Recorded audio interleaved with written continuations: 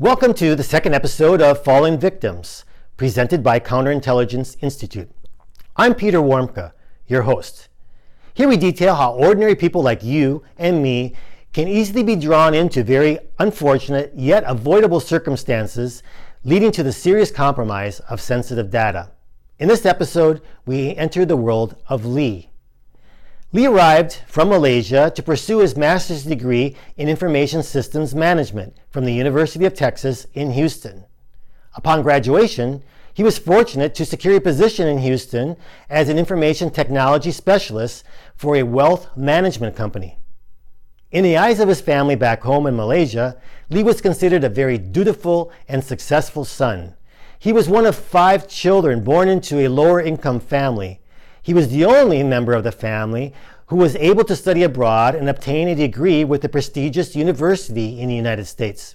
Lee felt pressure to remain in America where he could be able to make more money and send remittances back home to support his family.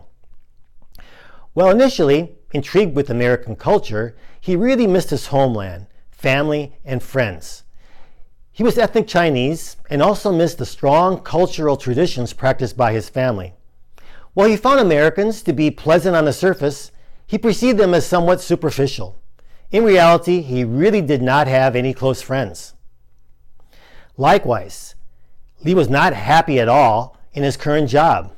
The problem was namely his direct boss, the Director of Information Systems Operations. Instead of acknowledging Lee's hard work, this director would typically take direct credit for it. The director would also belittle Lee from time to time, referring to him as his little Chinaman. It was in this context that Lee received a telephone call from Mark, who described himself as an executive recruiter. Based upon Lee's LinkedIn profile, Mark claimed that he was very impressed with Lee's background and believed that he would be a good fit for filling the position sought by one of Mark's clients. The position was of greater responsibility and much higher level of compensation. If interested, Mark wanted to get together with Lee for lunch and provide more information about the position as well as to interview Lee. Lee immediately accepted the opportunity to get together. In his eyes, there was absolutely nothing to lose. What Lee didn't realize was that he was being targeted by an organized criminal group pursuing sensitive data on his employer's high net worth clients. During their luncheon meeting, their first one, Lee discussed freely his academic, professional, and personal background. Through interview questions, as well as a variety of effective elicitation techniques, Mark was able to pick up on several motivations and vulnerabilities. While career progression and money were motivations, ultimately, Lee wanted to make his family proud and to provide additional financial support for them.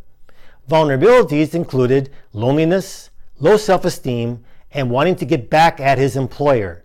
We refer to this as revenge.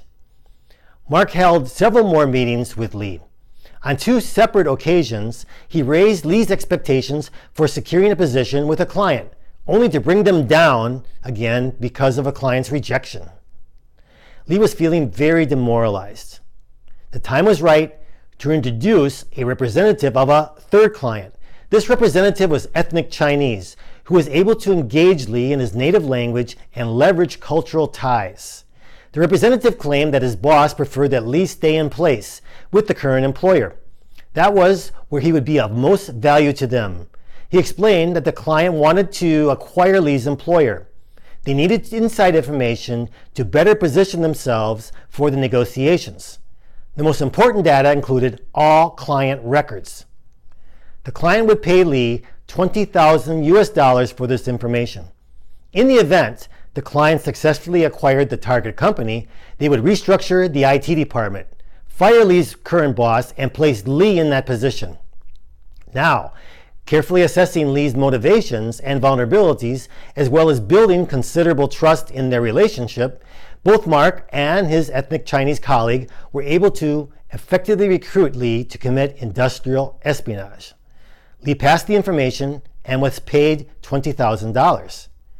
Well, you might say, well, Lee freely made the decision to commit industrial espionage. It's not really that easy.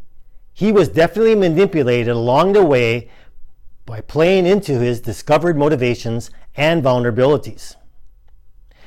He could have easily avoided getting into the situation if he would have tried to verify the legitimacy of the so-called recruiter, Mark.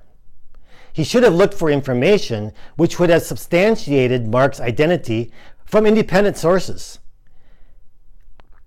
While several job opportunities falling through might not be a red flag in itself, the perfect opportunity surfacing requiring that he prove his access by providing proprietary information should have triggered alarms as something illegal. The technique is commonly utilized in the world of espionage, as well as by criminal groups and industrial competitors. Remember, if you are approached by someone claiming to be a headhunter, do not trust everything they are telling you until you've had the opportunity to independently verify. Verify, then trust. Until next time.